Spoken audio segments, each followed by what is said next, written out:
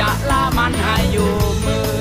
คนเป็นคนย่อมปะปนด้วยชั่วดีในศักดิ์ศรีมีทั้งจนและร่ำรวยมีความรักเป็นเรื่องราวอันสดสวยความผิดหวังเป็นแค่เรื่องธรรมดาฟ้าเบื้องบนน้ำเบื้องล่างดินขวางหน้าข้ามไปเถิดไขว่คว้าความใฝ่ฝันมีชีวิตเกิดมาแค่ครั้งเดียวเท่านั้นอย่าปล่อยมันสังกะตายไปวันโอ้ชีวิตมีอะไรตั้งเยอะแยะที่เกิดแก่เจ็บตายคล้ายๆกัน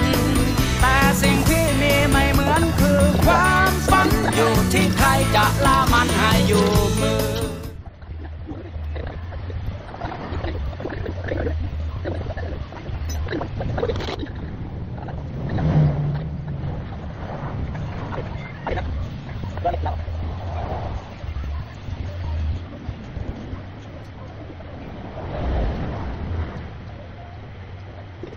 Gracias.